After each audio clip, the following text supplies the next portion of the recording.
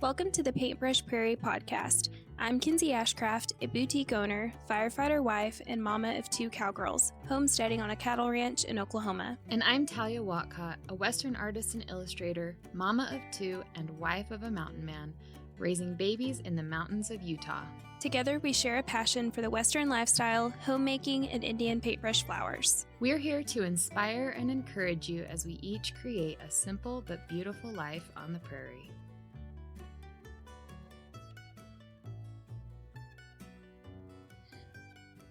Hey there, how's it going? Just great. Somehow I have energy. I don't know how that's possible, but maybe because I drink some caffeine. Yes.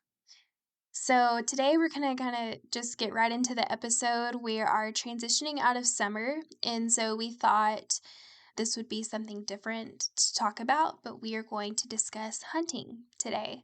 And Talia is going to basically take over this episode. We do hunt, but hunting in Oklahoma is a little bit different than hunting in Utah. And Talia and Cody do lots of elk hunting, and Oklahoma is mainly whitetail. So she just has lots of knowledge and has just lots of good topics to discuss in this episode. So we just thought that we would kind of give you a little bit of insight on some things that you may not know. So anyways, we're just going to get right into it. So Talia, I know hunting season is quickly approaching, or it started already for you guys, but I know that y'all do lots of prep work before hunting season even opens.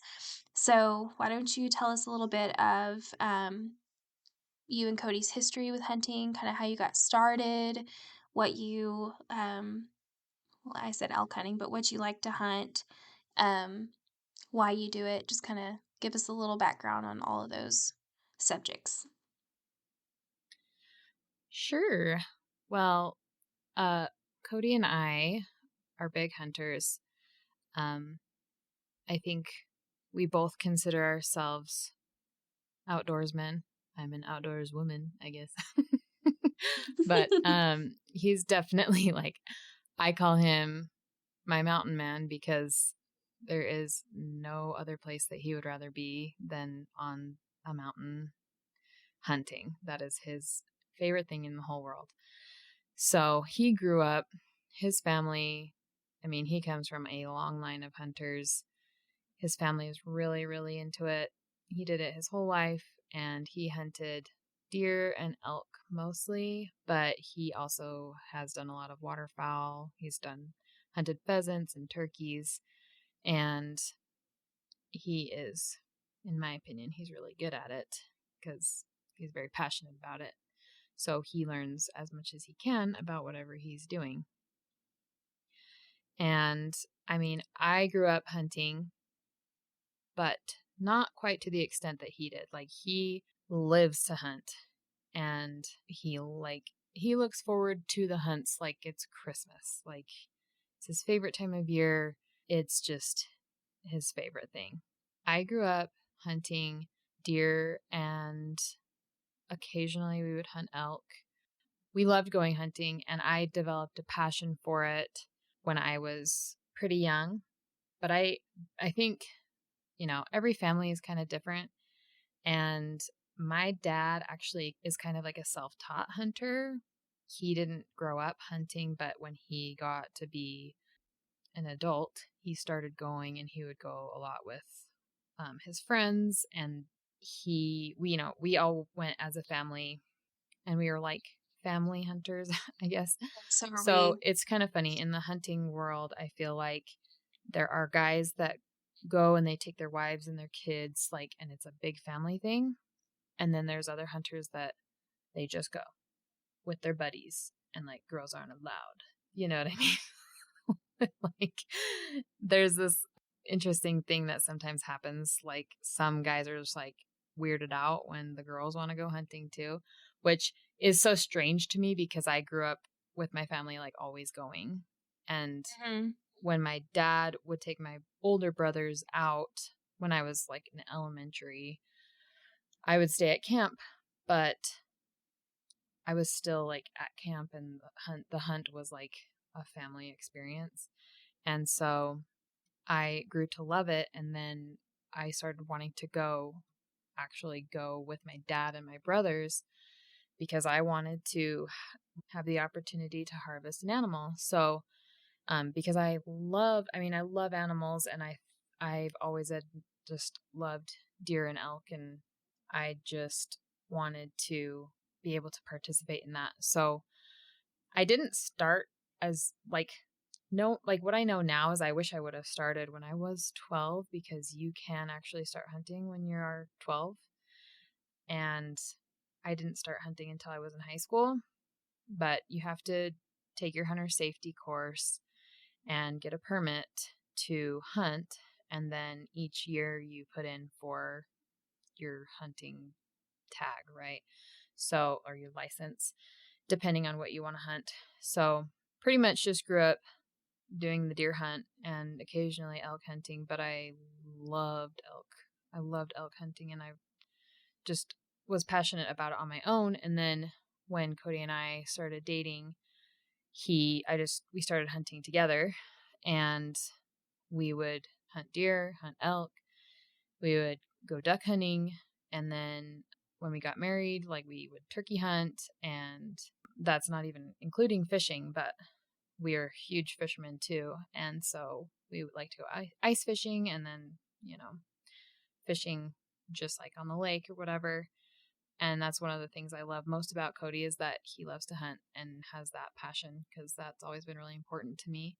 And hunting is not just about harvesting an animal, it's about the entire experience. So it's like being on the mountain during that time of year and smelling all of the smells that you smell, like the sagebrush and the aspen leaves, and waking up like on a crisp fall morning when it's like freezing cold.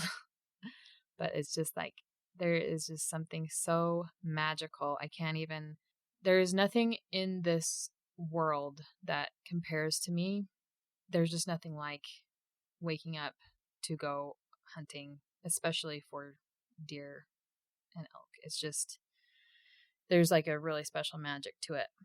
So, we both have that similar passion of loving it and growing up with it. And it has just become kind of like our really big main priority in our family, is we want to harvest animals because it helps feed our family, and along with all of the other stuff, right?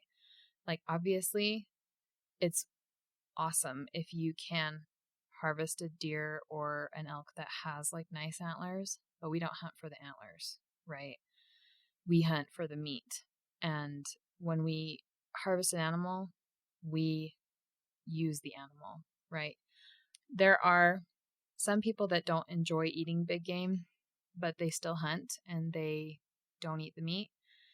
And that's their choice, but it's definitely not ours. So we enjoy deer and elk, and if we're going to make the choice to take that animal's life, we're going to utilize that animal, and we are very thankful for it, and we want to always show our gratitude for that blessing that we were able to have the opportunity to harvest that animal and feed our families with it. So it's not something that we just do willy-nilly. Like, it's really fun for us, but there is always that element of respect that we have for the animal when we're doing it.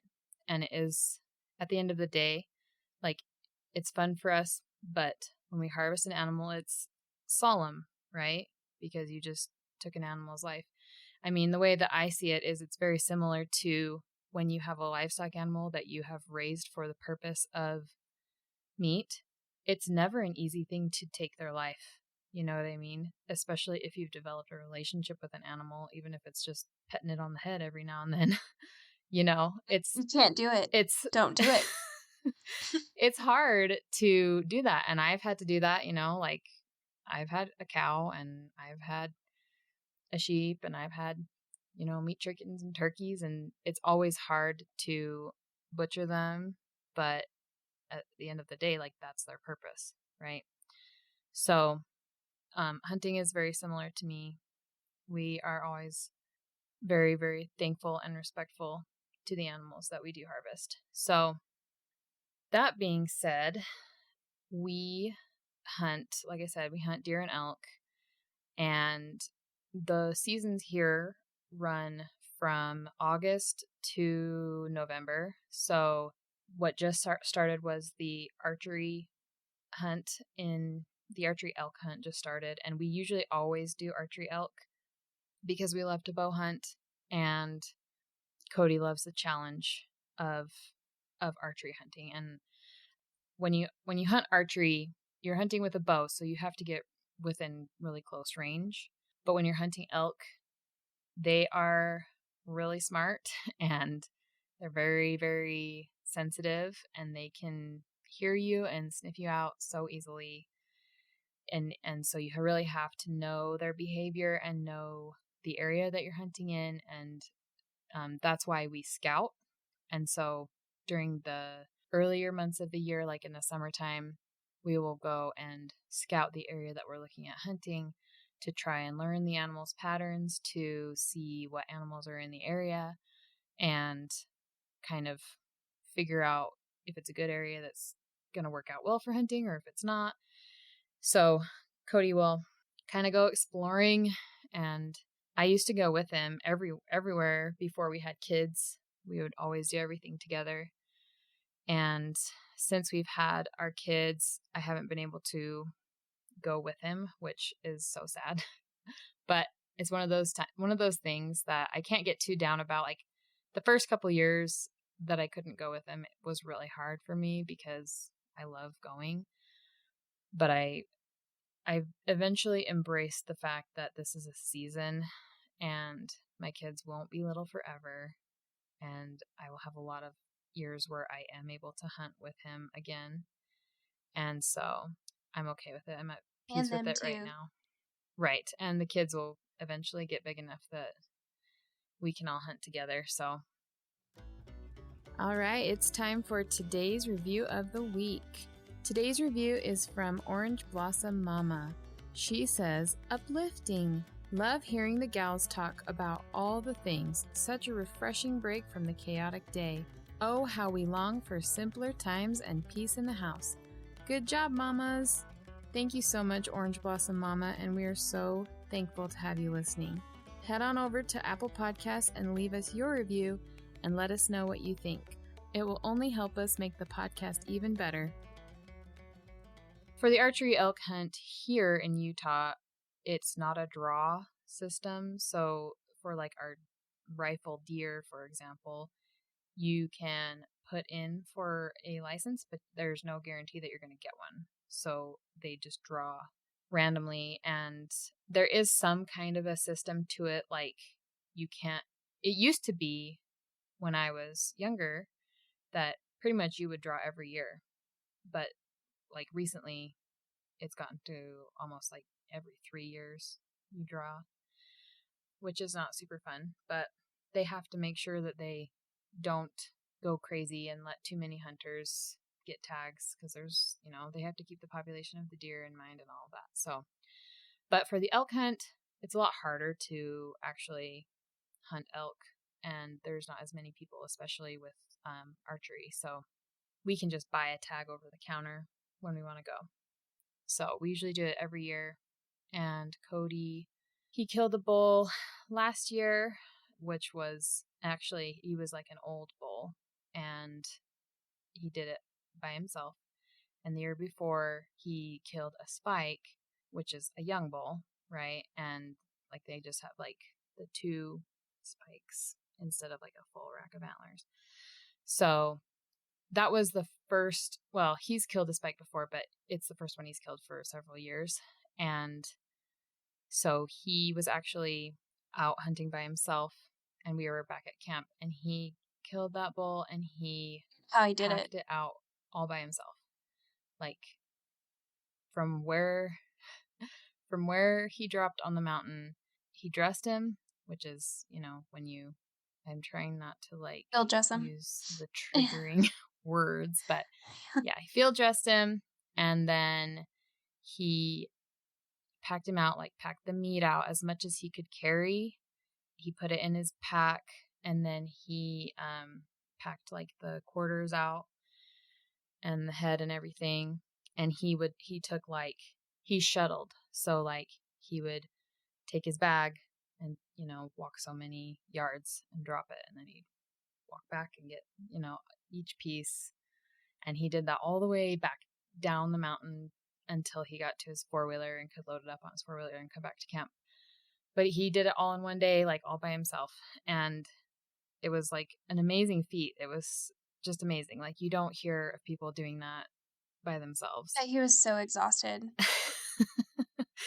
Yeah, it was a very like emotional and exhausting experience for him, but it also was it just made his confidence soar, like as far as his like physical fitness and just his mental stamina, because yes, it is a physical toll, but it's equally mental stamina when you're alone in the woods carrying an animal on your back in bear country. Yeah. I mean, we have black bears. We don't have grizzly bears here, so that's a completely different situation. Like if you're in grizzly country, you don't do that. Like you don't. But in where we are at, it's not quite as much of a concern. So anyway, and then last year he did the same thing. He was out hunting by himself, and then he was able to kill this bigger bull, which is a lot bigger than his spike. And he did the same thing, except for this time he killed him right before dark, and he was packing him out in the dark. Oh my word. So it was even more of a mental thing for him, because it's a lot scarier to do it in the dark. The risk of animals is a lot more. And I'm not saying that it's the safest thing to do, because it's definitely not. If you can hunt with multiple people, it's ideal. But when you don't have the people to go with you, you either just like don't go or get brave, Dying to go. Like, we have to make it a point to come next year. Like, he is just itching to go. He hasn't got to go elk hunting in several years, and he loves it, absolutely loves it. Like, he grew up hunting, but whitetail, here in Oklahoma, and turkey and stuff, but mainly deer, and just elk is completely different for him, but he he would just be over the moon, just, like, to go with Cody and just help him pack it out, like, he would be thrilled to do that. Yeah, I think we've had it on our list of things to do for you guys to come Oh, yeah, out Zach's and pretty much, like, set. He's like, "We're going next year, I don't even care." yeah, I'm like, "Okay." we definitely need to do that. And the archery hunt's really fun because it is still nice weather. Like obviously, I mean, even early when it starts right now, usually the weather is still really hot. So sometimes the hunting isn't super great at the beginning of this, opener of the hunt. But by the end, it starts to cool down in September, and it's really nice because it's not snowing yet. So we hunt rifle deer, and that hunt is like the complete opposite. It's like last year we were hunting in a foot of snow like the entire time. And which Mhm. hunting in snow is actually it can be an advantage, because if you do have to track an animal, like I had to track my deer, Yeah, it's um, easier. you can see footprints and you can The see blood blood and trails. yeah. And so that's helpful. But it's really cold. So you have to make sure you have um, good gear. And that is one thing that Cody and I have focused on a lot these last few years, where we've been kind of in control. Because, like, as a kid, your parents give you a lot of hand-me-downs to wear. Like, I had nothing but hand-me-downs when I was hunting as a high school kid. But as you kind of start doing your own thing, you can invest in gear that's a lot nicer and higher quality. And, you know, even if it's just every year, like I'm going to buy a new coat and that's my one thing for the year. And then next year I'll buy new boots. Like that's kind of how we do it. You know, we don't invest all at once. It's just like, it's time to upgrade this item. Or, you know, there's a few like deal websites, like Camo Fire is one where you can get hunting gear that's majorly discounted and you can get like name brand stuff, like really high end stuff, but they just had like overstock. So you can get some good deals that way. But yeah, you guys definitely need to come out. And I think that it would be fun for us to come and hunt whitetail because we've never hunted whitetail. So that would be a completely different For sure. experience for us. Yeah. Because like, I don't really know. I mean, I've watched, you know, like on the outdoor channel, I've watched like Oklahoma and like Midwestern hunts and they look so different. Mhm. But it's just, Yeah, you it's know, very different. it's funny because people think that deer hunting is deer hunting, but it's like completely different. Yeah. Whitetail are an entirely different animal than a mule deer, Yeah. and the environment they live in is completely different. Yeah. I mean, unless you're talking like, you know, Montana and some parts of Wyoming, they have both. But here in Utah, we don't have any whitetail. So, Yeah. Yeah, we have a lot here. But yeah, we would love that. That would be so much fun. and then like I said, we do duck hunt occasionally. We bought our puppy that we have now, Tika. She's a yellow lab, and her purpose is to be a duck dog. So hopefully we can make that happen. She's just right at the right age that we need to start training her. So, because we really enjoy Yeah. it. I think the biggest issue that we've had is with duck hunting is that like the areas that we like to go are just getting more and more developed because we live next to a lake, like a really good lake. I mean, a big lake, and it has lots of good areas that have traditionally been really good for duck hunting. But there's just so many people around here that when you go, it's almost not that fun because there's just people everywhere. And so there's been some issues with the lake water and different things like that. So it's been hard to be really enthusiastic about hunting there. Like we'd have to like travel quite a bit, like a couple of hours to go. And sometimes it's hard to do that in the middle of winter when the duck hunt is. Yeah. And then there was a few years where we went turkey hunting, and the turkey hunt is actually really fun. I haven't killed a turkey, but Cody did kill one, and it's actually a really fun hunt. It's like a really easy hunt as far as like not a ton of hiking, it's like pretty easy weather because it's in the spring, but that's a fun one too. Yeah. And they're just dumb birds. Like you could come on my front porch and kill whatever you wanted. Like we have them everywhere. Like turkey's big here. Duck's pretty decent here too. Like Zach has lots of friends that are pretty big duck hunters. But yeah, my uncle is a huge hunter and like he does the guided hunts and he owns outdoor shop and they also go to like Colorado, New Mexico and they go hunt muleys and elk.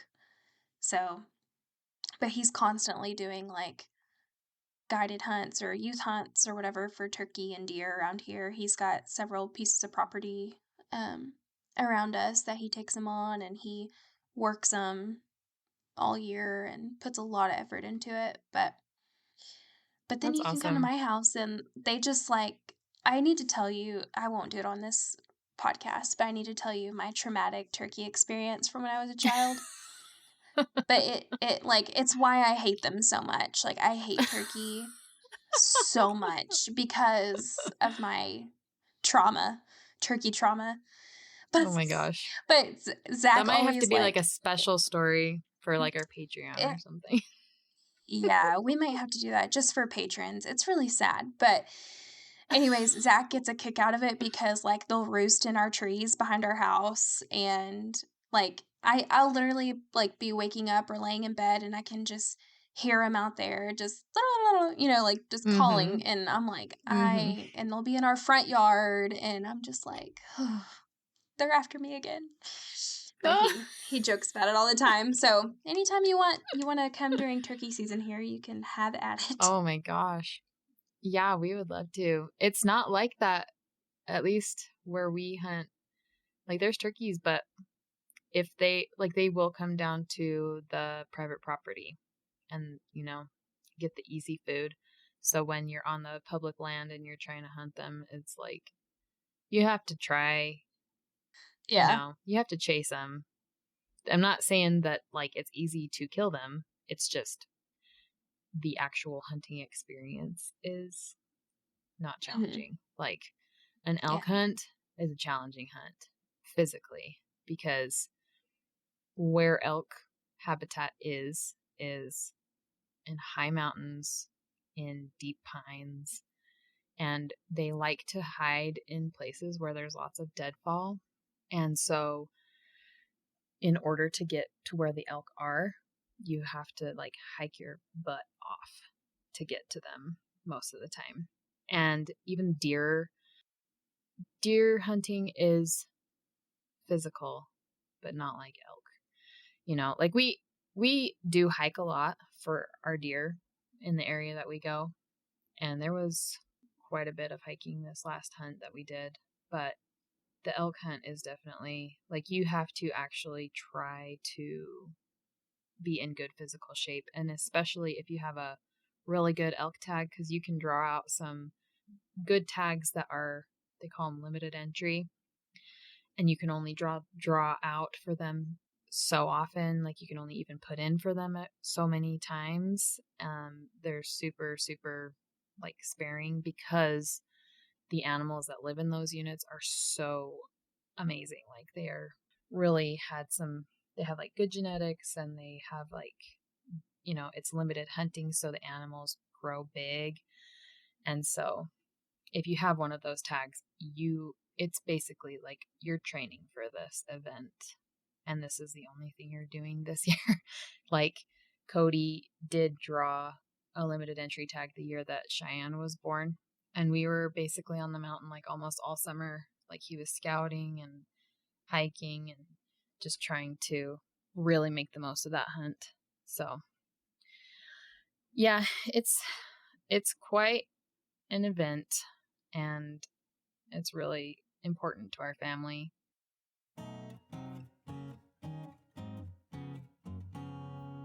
Here at the Paintbrush Prairie, one of our favorite ways to preserve food is through canning. We talk a lot about it here on the podcast, and we are so excited to share a company with you that we absolutely love and are excited to partner with as homesteaders and homemakers. 4Jars USA is a family-owned canning lid company.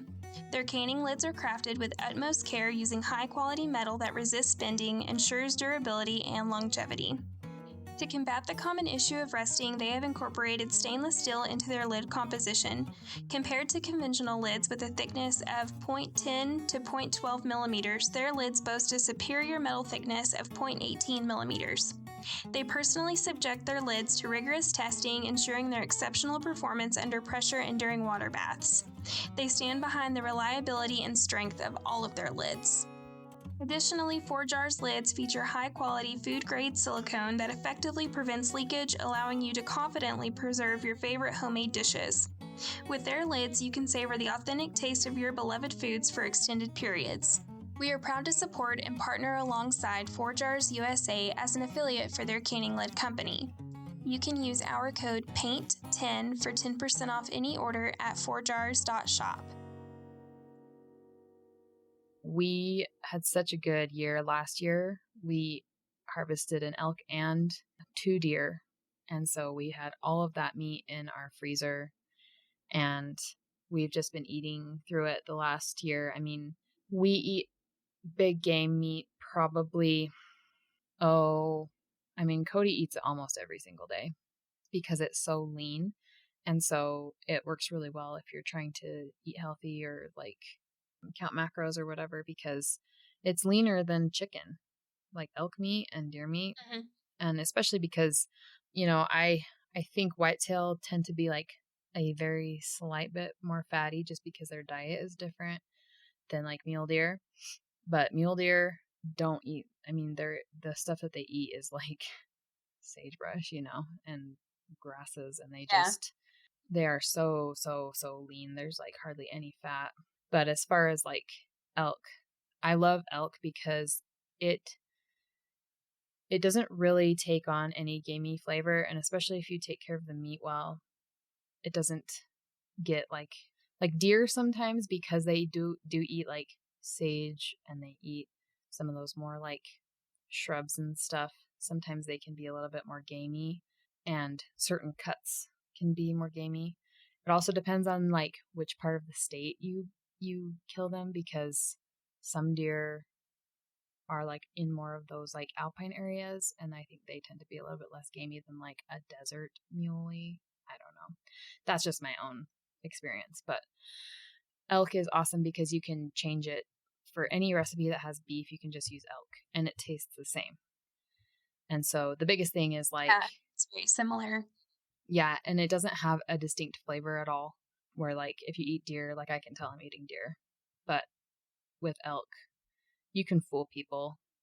It just elk basically just acts like super lean beef, but the key with when you cook big game, you have to make sure that you don't overcook it, because it is so low in fat. It's easy to overdo it, and then it gets tough and chewy. And so like if you're ever just like cooking up steaks, or if you cut up deer for like tacos, or some Chinese dish or whatever, you have to make sure to like not cook it done. Like, don't let it get well done at all, because if it's well done, it's like it's not good, and it can be really hard to actually. Certain cuts can be so hard to eat because they get so tough that you can barely even chew them. But that's like usually any like of the leg meat, or like the flank meat, obviously. But if you're doing like roasts and steaks, then you're pretty good as far as deer goes. But elk, I mean, elk is just easy, super, super easy. And then we usually, so we don't take our deer to have it processed at a butcher. A lot of people will, but we just do our own at home, and we just put the meat, we cut it up ourselves, wash it off, make sure it's all clean, and then we vacuum seal it, and then it keeps in our freezer really well, just vacuum sealing it.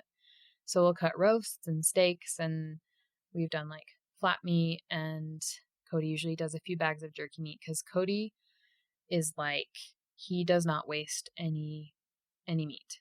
So, and he's very like strict with us even. He's like, I worked my butt off to pack this off the mountain for you, and you guys are going to eat it. Like, you are not throwing it It's away. different when you do it all yourself. Yes. Yeah.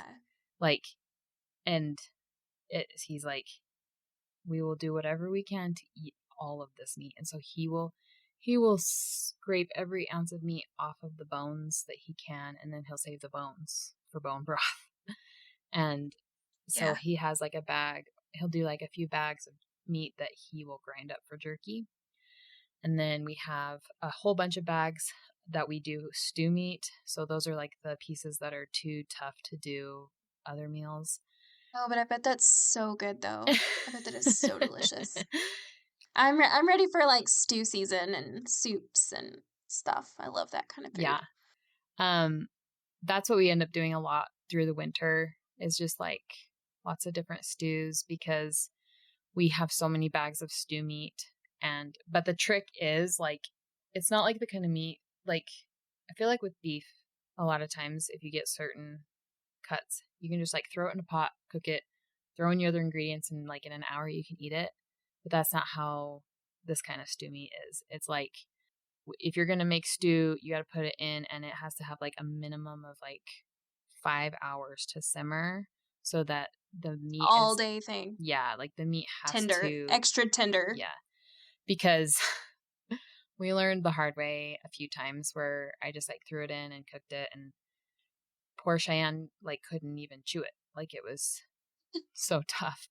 And so, I mean, that was when she was a little bit smaller, but it even still, like, I don't want my kids choking on a piece of meat. So we Right. just put it in early and let it simmer all day. And then it is perfectly tender and it tastes so good.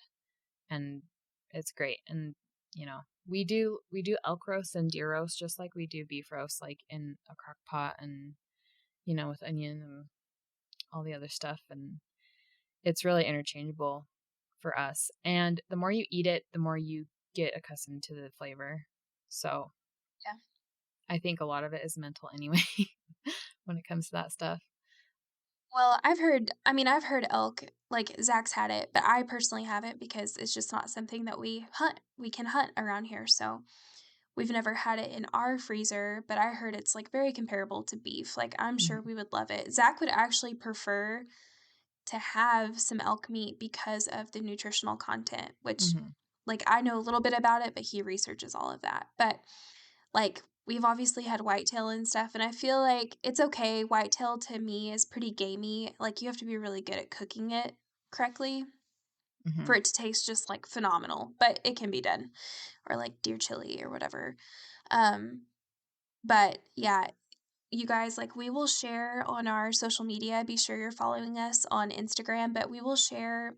Talia and Cody did a video last year of them harvesting their elk, and it's really cool. Like, I loved it. It's pretty neat watching them do that. And then we'll talk her into sharing a recipe or two with us for we'll put it on social, but I'm going to start sending out a newsletter. So be sure to go to our website and sign up for that. And then I will put a printable PDF version of those recipes in the newsletter. Yes, I don't know what I'm going to share yet, but I'll think of a good one. Like I said, I change it out so much with just beef, so it's like, it's really easy. I mean, and if you wanted to try it, if you know people that do hunt, you can always ask them, like, hey, I'll trade you, some beef steaks for some elk steaks. And I mean, Yeah. that's how we do it a lot. Like, or sometimes we've had family members that are like, yeah, we're just like not going to eat it. So they'll donate a lot of their meat to us and we're totally happy to have it. So Yeah. now I think you may be able to, because it's not legal to sell wild hunted game meat. But there may be ways that you can try elk farmed like it would be from a farm. So there are certain farms and ranches that they sell elk meat. Mostly, I think they do it like sell it to restaurants, but there may be some that you can order direct from. I think it's starting to become more of a thing. So, I mean, you can hunt elk in Oklahoma. It's just like in our area, it's not as popular, and like it's one of those you have to put in for to get your tag drawn, and it's like kind of like the lottery because there's not very many because we don't have a ton of elk, mhm. so they don't really allow very many here to be killed. So, and Zach hunted like whitetail a lot, and his interests are just mainly for elk, but he just hasn't had the opportunity to do it like he wants to because he obviously has to go to a different state to do it. So it's Right, not like right. a convenient thing. So mainly for us, we mainly fish. And Hmm. we'll fish year round. And my dad is a huge fisherman. So like I grew up hunting with him a little bit, but like we would fish every month of the year. Like we would go when it was freezing outside or whatever. He'll fish. It doesn't matter if it's 30 outside, he'll go. So we we had a lot of fish in our freezer, and Zach also likes to go to the Gulf and deep sea fish, and he'll bring home like a bunch of red snapper and shark and different things. So we have that in our freezer, which is different, but we like it. It's pretty good. That's awesome. Unfortunately, Cody has never quite got his taste buds on board to the fish train. My fish is like Oklahoma fish is like you're gonna have crappie, which is the main delicacy. Crappie Mhm. and catfish. Like you can eat bass, but if I had the choice, I would choose crappie or catfish is okay. Sometimes it's a little muddy tasting, but Mhm. um crappie's really good and we usually have something of that in our freezer. But that's a it's a good summertime meal too. We enjoy crappie. I've never had it. Well, when you guys come to visit us, we'll go fishing at the lake or at the pond or wherever, and we'll slice some up and fry it. It's so good. That'd be awesome. Yeah, so we mostly fish trout, and like I said, Cody's not a huge fish eater, so we just mostly do catch and release. And if we have one that isn't gonna make it, we might save it and I'll eat it because I love fish. I don't know. I've always loved fish, and I've always loved trout because my family. I grew up fishing. My family we went a lot. So and then Cody, his grandpa was like a huge fisherman, but he had a cabin up in Alaska, and so Cody and his family went up there and fished like on the ocean in Alaska, That's and they so got neat. some salmon and halibut from that. And That's cool. And see, that's like completely different. It's such a different type of fishing. I think that's so neat. I would love to right, like just go do that just for the experience. yeah, I would love to. I've never been to Alaska, so that's like one of my bucket list places. I I want to go. Of course I hate the cold, but I would go to Alaska. I mean, just Just go in the beautiful, like summertime. yeah. But I wanna see, like I wanna go see the bears, and I wanna go see the whales, and I want the whole enchilada. I wanna go see it all. It's pretty up there. Yeah, definitely one day gonna make Alaska happen. But yeah, I'm trying to think if there's anything else as far as preserving the meat. We do a lot of jerky, but we mostly just freeze it. We do a lot of deer jerky. Yeah. So, and I haven't attempted like canning it, but I might attempt freeze drying it because that's a thing. Yeah. So, We're big jerky eaters. We love jerky. yeah. My like I said, my uncle, the big hunter, like, of our family, he makes some really good jerky. Yep. Jerky's a favorite in our house for sure. We could do a whole series on hunting, I feel like. I just think it's such an incredible Oh yeah. life skill to have. Um, and maybe not just hunting, like, also, like, foraging, like, Mhm. Yeah. I read something the other day, and I meant to talk about it in the homeschool episode, but it was, some kinda I think it was a reel that I saw, and it said, like, kids by 12 or maybe it was younger, somewhere elementary school age, could identify 100 corporate logo labels, but they couldn't identify, like, their, like, 5 native trees or grasses or, wild berries, and it was just something that popped in my brain like, "Hey, like, that's something that I grew up learning from my grandparents and my parents," my kids know a lot, but it was just like, "Hey, like, if they can identify that many labels, like most kids, like they should be knowing like every native tree in Oklahoma, what you can and can't eat, how to identify blue stem and Johnson grass. And, we do the hay. So they know probably more about hay and grasses than a lot of kids. But it was just an interesting perspective to have. And I think I love that you guys hunt as a family. We were big family hunters too. And, like, my uncle, like, he takes his kids my cousin Colby, she's like my sister, she could probably out-hunt most men. I mean, she grew up doing it with a pacifier in her mouth. Like, she just is great and loves it, and, so I like that y'all do that as a family too, because that's what I grew up seeing. And I think it's important that kids know how to do that. They know how to hunt and forage for their food, and especially if times get bad, like, we always see the farming aspect, like, food doesn't come just from a grocery store, but what if you also aren't able to have however many head of cattle to sustain your family? Like, you're gonna have to go hunt for your food, so I think that is so important to teach our children and for them to see it and to have that experience. Right. And to have the skills and the knowledge to take an animal out in the field from standing there 1 second and then being on the ground the next second, and then you have to dress it properly when you're just out in the woods, and then you have to get the meat back to your vehicle, and then you have to transport that, know how to care for it properly to get it back home. And then once you got it home, like, how do you take care of it after that? Like, do you hang it?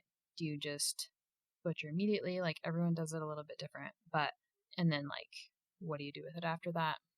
Vacuum seal it, freeze it, whatever. But even just like dressing it, it's a skill. And I mean, I just think, like I've said before in other topics, but there are so many resources these days on how to learn how to do this stuff. And back in the day, people just had to like wing it, Figure it out, yeah. and they just had to figure it out. And I'm not even talking, like in like the pioneer days, it was just a known skill. Like, people Mhm, pass it down from generation to generation. Like, this is how you kill a deer. This is how you take care of it. This is what we do with the meat. And it was just a part of daily life. And now it's been so lost that there's even people that I talk to where they're like, oh man, I wish I could learn how to hunt, but I didn't grow up doing it. So, oh well. And I just think that there are a lot of ways. I mean, that you can learn how to do stuff and learn how to hunt, even if you didn't grow up doing it, if you're interested in mhm, it. And obviously, if you can find a mentor, that's going to be the quickest way to learn.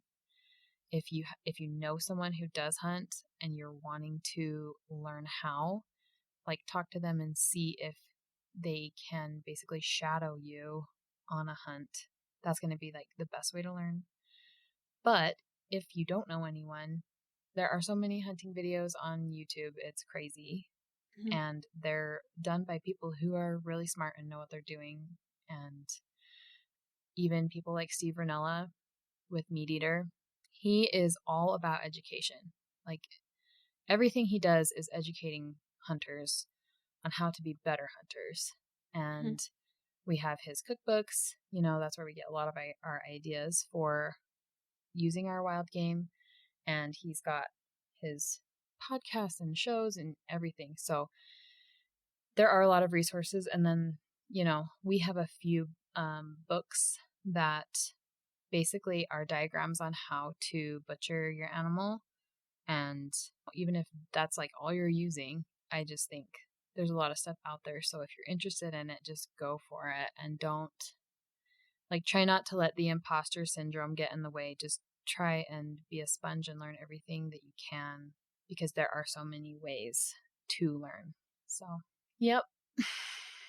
I think that kinda rounds it out.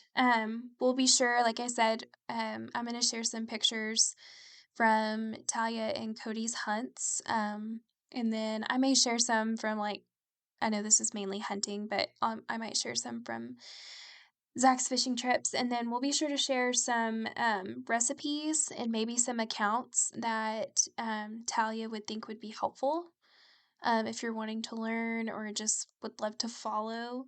And then also, just like a little plug, I might share my uncle's outdoor shop. He's a small business, and he doesn't have like a ton online, but he is a pretty prominent business in our town, and has lots of great connections in the outdoor industry. And so, if you guys would, I would appreciate you supporting him too, because he means a lot to me. And yeah, do you have anything else, Talia? Yeah, we'll just call it good there. Okay. Well, we will be back. Our next episode, we have a special guest that will be on our show. We cannot wait to reveal who is hopping on and going to be sharing something exciting with you guys. So we will chat with you soon. See you later.